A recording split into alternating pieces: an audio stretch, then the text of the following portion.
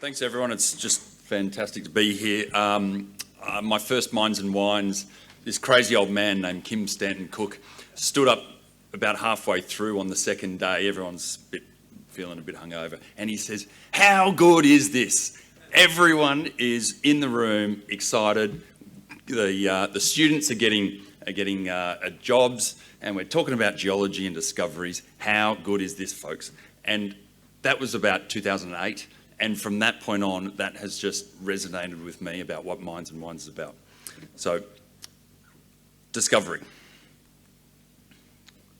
There's a lot of people that have been involved in this, but I want to bring a lot of it back to the historic explorers here before me. So, in particular, Gary Jones, who was credited for the discovery of North Parkes. But what he did, and the reason I'm bringing it up, he did exceptionally good methodical work, and he actually reported that to the department. And I think nowadays our reporting on all these other things are hampering us doing good geological reporting through to the department, and I'd love to see that change. What am I pressing here? There we go. Cobar Basin. It's just a wonderful place to live and work. You can actually build mines there, and we've got, it's a 150-year mining district, or sorry, 170-year mining district. Even before Broken Hill was discovered, this was a region. We are down the, is that a pointer? We're down the south in that yellow there. There it is. We're down the south in this yellow. All the 150 years of mining up in the north, obviously CSA. It's great to see results coming out of that now that they're publicly listed again. We like that John Wronski idea of go to a new search space. You know, don't go to an old brownfields area if you're a greenfields explorer. Go somewhere new, collect your own data, and you're likely to find one of the biggest ones first. And I think that's what Gary Jones did, and really we're just following on from his work. So, topography on the left, this is where we've had our discovery here, which I'll run through a bit more. Three main soil anomalies which crop out where there's a hill. And we're finding often the hills are these rhyolite domes. And the discovery sits on this IP, on these IP features and demagnetized zones. And this IP feature here, which I'll talk a bit more about later, sits with this on a growth fault, which has a subtle mag high feature to it, and that one's yet to be drilled. But it's in a volcaniclastic basin where there are these turbidites that we didn't really think there were many turbidites there, and turbidites in the Cobar Basin are really important. But we've got this big volcanic pile, really permeable rocks, but the turbidites we think were the things that caught the mineralisation and trapped it. I'll talk a lot about that later. So this just all happened in April. We put out the first couple of drill holes the day the gold price dropped $100, and we really got no love for it. It was about 200 metres long. But then our fourth drill hole was that hole 30, 5 metres at 17 grams gold, 1,600 grams silver, and 15% lead zinc. And the market reaction was pretty spectacular. I mean, this time last year we were 5 million market cap with 2 million cash in the bank, and now we're 80 million with 20 mil cash in the bank. So it's just a fantastic thing. We've started diamond drilling just a couple of weeks ago, about a week ago, and we had it all worked out, like 29 RC holes. We knew what we were doing, and then we went and stuffed it with diamond drilling, and we thought, crikey, we really don't actually understand this at all. But now it's about 800 metres long. That's the Hera mine plan. Next to it, so you can sort of start seeing some of the scale developing there. A lot of our holes are 100-metre step outs. So about this north pod at Hera is about 80 metres in length, and it holds about 35% of the value of all of Hera. So you can see these things can be quite small, but high value, as we saw yesterday from Euralia talks. Just in long section, there's quite a few holes there that are pending assays, all the black ones.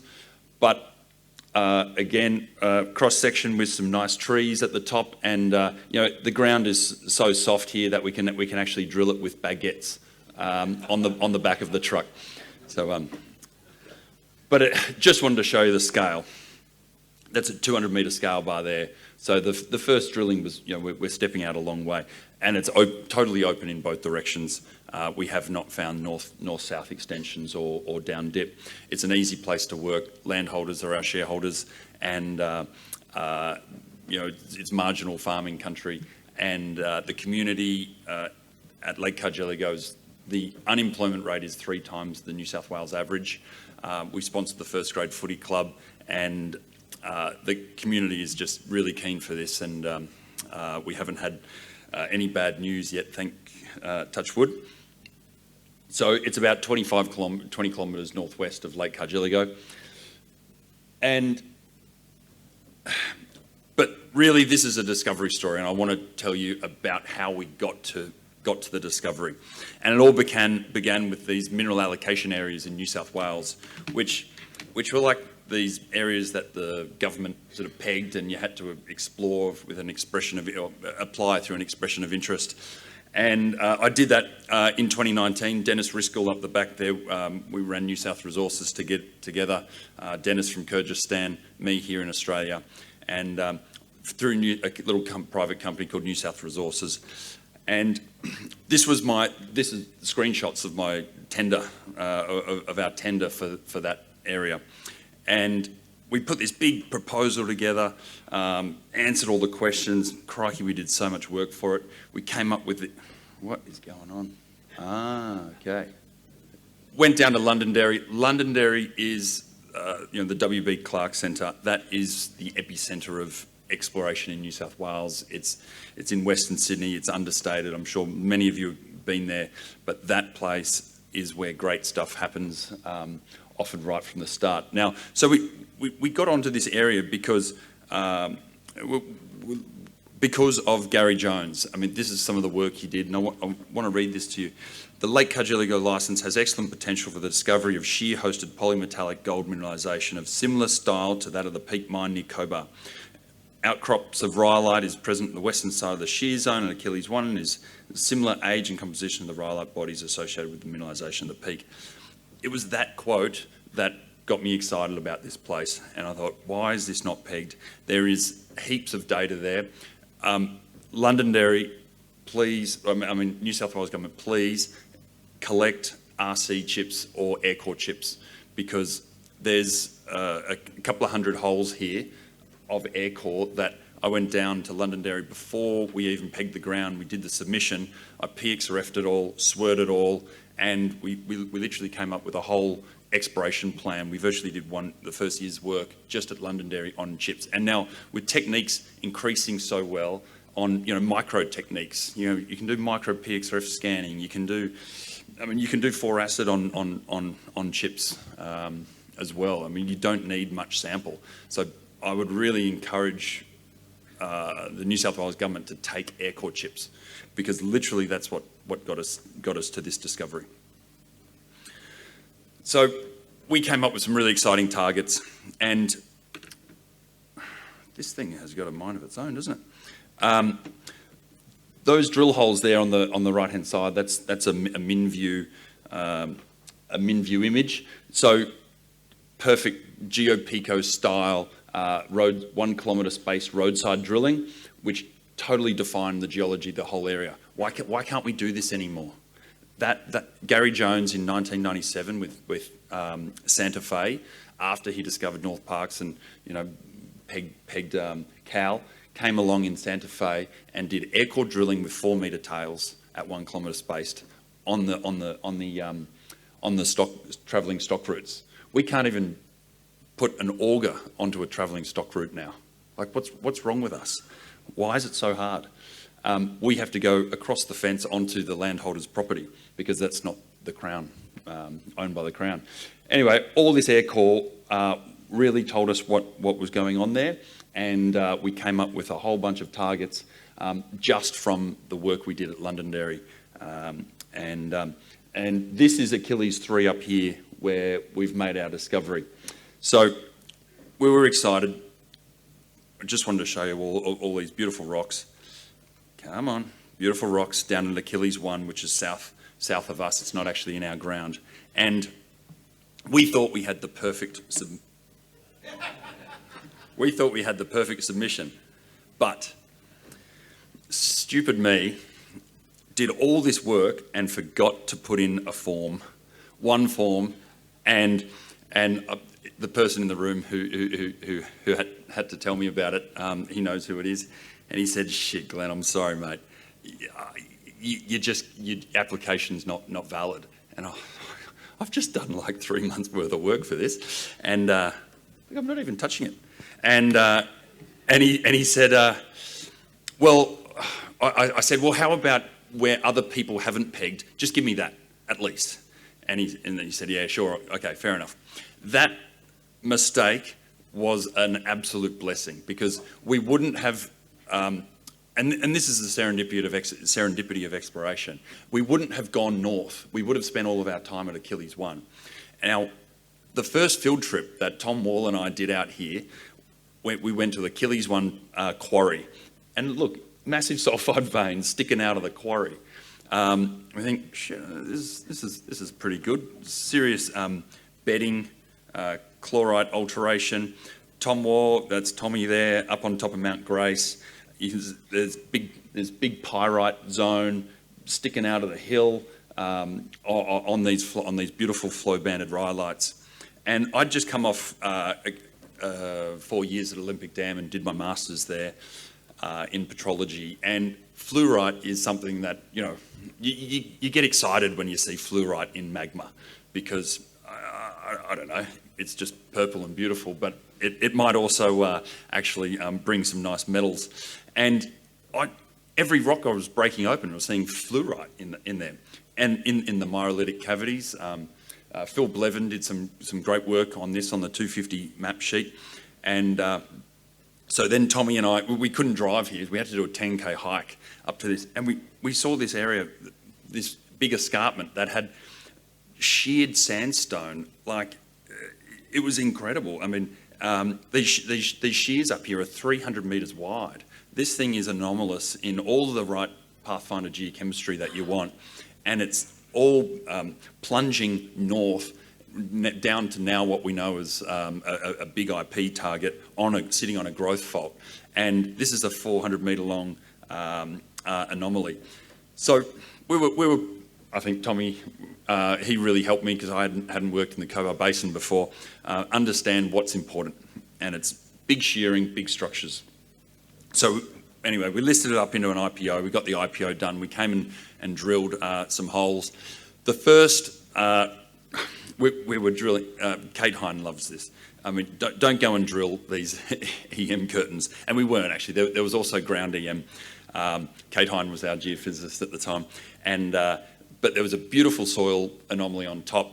And the fourth drill hole, we hit 10%, up to 10% lead zinc, 1.5% copper, and we thought, geez, we're pretty good at this, Ross. I remember we were shaking hands on the rig, and it's, you don't have to hit great big swathes of mineralisation in your first couple of campaigns. You've just got to see and understand the rocks and say, does this have what it takes?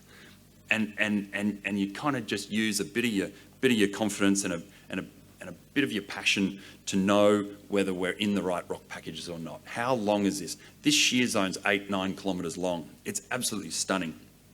There's so we're getting some all right numbers, but it was all in volcanic clastic shear zones, and we love partnerships, right? So John Greenfield and I both went on Channel 7 and see this lady down here. That John is John here? Hey. He got so much shit for this in the office, by the way. He was explaining to that lady for about 20 minutes what this aerial EM survey did, and the only thing they recorded was him saying, it's like a giant pretzel. and, and then then he goes into the office, Ned, and I think you're all giving it to him for the next couple of weeks, John and his giant pretzel. Anyway, look how cheesy it is. Oh, it's terrible. Anyway, it's great fun. But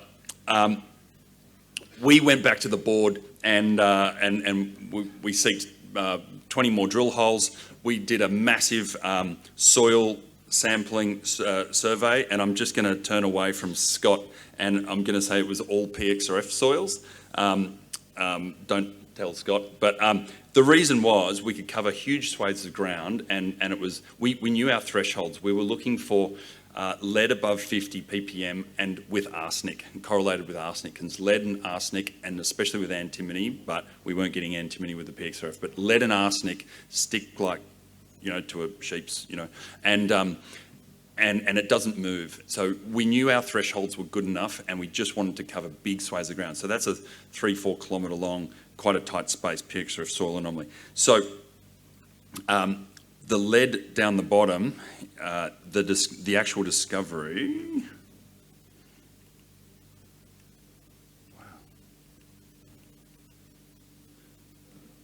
is, we've got to get a new clicker for next year. Anyway, it's down the bottom. we flew Aeromag as well, straight over our drill rig. You should see the anomaly that we got immediately under that drill rig. It was this big bullseye mag high. It was incredible. Drilled it and there was nothing there. But I'm joking. What we found from all this drilling, we ended up drilling 19 holes. We found that we had a lot more turbidites than we first took this place for. And we also knew that we were swimming in a big reactive pool of volcaniclastics. And Carol Simpson really helped us with this as well. But we saw that we were getting 1,000, 2,000, 5,000 ppm lead zinc all day long for hundreds of metres.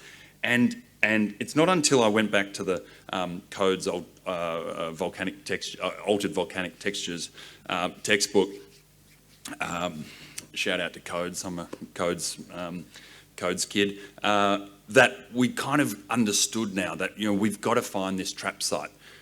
The trap site has got to be, we're in this big impermeable wash, and we're just swimming in hydrothermal alteration. And where is the trap? And so we sort of pulled apart all of our lithology and our alteration. And this was like Mark Arundel helped us with this. Total sodium out. There is no sodium left in this system. It is just hundreds and hundreds of metres of thick pile of sodium all gone. But we kind of understood where our best mineralisation was. It was always on the fine grain units, but it just wasn't big enough. And highlighting, I'm nervous to touch this thing, but highlighting that it's the arsenic, the antimony, there you go, and the silver that really made a big difference in the end. And you can see that silver kicking up on the top right-hand side in our most altered rhyolites. Beautiful stuff. So total sodium out. I mean, on the box plot, we just weren't getting a trap. So we thought we had to go east because a bit of mineralisation there, beautiful rocks hosted in the fine grain units, but bit of nice brown sphalerite in various different alteration packages. It was always sitting in the fine grain units, but never enough. And we started putting it together when we found this, what we call the island. It's this outcrop of really silicified, we called it siltstones, but it is a siltstone. Carol Simpson said that it was a true Cobar Basin turbidite, and the signature was antimony, arsenic, silver. That was our signature, and that was helping us trap this. We've now traced this for 2 kilometres strike. It's totally open to the north and the south, but it's the trap site on the east. But do you remember what 2021 and 2022 was like? I mean, we got so much rain. We were looking around for a photo of one of the times we got bogged with this rig. Duroc Drilling just did a huge amount of work for us, and we just kept getting bogged. The landholder would have to bring his tractor over and drag us out of another bog until we can turn the rig, and it was just a nightmare. So we couldn't get further east into the paddock. But that trap site we knew was there, and we knew we had to chase it north-south along strike. Then we ran out of money, as you do in exploration, right? But when you run out of money and you stop drilling, you actually start to do some decent work, because you actually go back and look at your data, and it allowed us to go back to first principles. And have you ever read these doorstops? I mean, these books are amazing. And, you know, you don't really read them when you're busy, right? You read them and you think, shit, I really should have read this before we started exploring here, because there's some really smart people have been right over our ground. Please keep writing these things. They're just amazing. They're not doorstops. They're just brilliant pieces of literature. And I'm putting this up to show you sort of where an idealised section is of where we think we are. And I'm putting this up, Joel Fitzherbert, Peter Downes, because I didn't put this in my GeoHug talk last September before we discovered it, and I realised afterwards when Peter Downes asked me some really hard questions, and I thought, oh, it's because I forgot to put his one in there. And it's because I used the codes cross-section instead, because I felt that down the south in our Ras Trough, we have far more rhyolites than turbidites. It's kind of the opposite. You know, up in the north, you've got 80% turbidites, 20% rhyolites. We've got the opposite. We've got 80% rhyolites, 20% turbidites. All the turbidites are undercover. It's the rhyolite bodies that stick out of the top. So there just wasn't a lot of this mapped. So first, going back to first principles, big granites on the edges, beautiful magma chemistries. Phil Blevin did some great work here. Kate Bull did her PhD under Jocelyn McPhee on these as well. And, the Colquhoun guys and Gary and the others who wrote this book just did so much to advance this area. That was quick. You're having me on, aren't you? Honestly. All right. So we've got big scale structures. This, and we with help from Vlad David, we put this together. But crikey, I mean, it's complex, right? And it's like a Chinese finger trap. But we knew we had big structures. We knew we had to have big structures. And there are some beautiful, huge amounts of foliated rocks. Scott, you were on my desktop. I'm always thinking of you, mate. For about 3 years, I had this on my desktop because I was looking for VMSs, because, codes guy. And this guidebook helped me so much looking for this. We did it all except adjacent to the growth faults. What the hell's a growth fault? I asked the landholders, they hadn't seen any around. But we had to find out what these growth faults were, because Scott says they're pretty important. And one of our drill holes, I'm going to try and touch this carefully. One of our drill holes got all these black turbidites in it, and they're interbedded with volcanic clastics in the middle here. And then, so you've got a thick black turbidite unit with a dome of dacite, and then really thin on the south. Bang, it's a growth fault. And we can see it in our rocks all the time, in our structures now. We can really pick out the growth faults. We had to bring in the heavy hitters because we needed a bit of mafia in there. And Carol really helped us pull apart our turbidites. I'll lead into question time. Pull apart our turbidites. This is really important, right? The turbidites here are true Cobar Basin turbidites. They're not Preston Formation. That'll mean something to some people, but really, really important fact. Now, this was from the board pack that we realised that from the good work that Peel did, Seb and Carol, when they presented on Wagga Tank Southern Nights in Mines and Wines, we've used this presentation so much. We realised that we had to explore along the contact, and we highlighted our trap site just the same as Peel did on the Eastern Formation between the Wagga Tank Formation and the Eastern Formation. So we had to find where to go with that.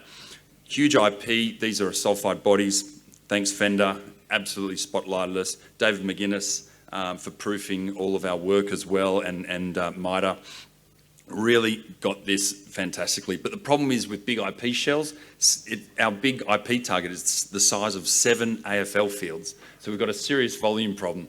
You stay down there, buddy. So anyway, Scott Halley's work again really put us in the spotlight. It was the antimony that we saw and the moly, and 3 drill holes in, we essentially tested the geochem target, and now on the 4th drill hole, we just got absolute magic. And I've asked my wife to put this on my this drill intercept on my tombstone, because if I can repeat this, we'll put the better one on, but I think we're unlikely to.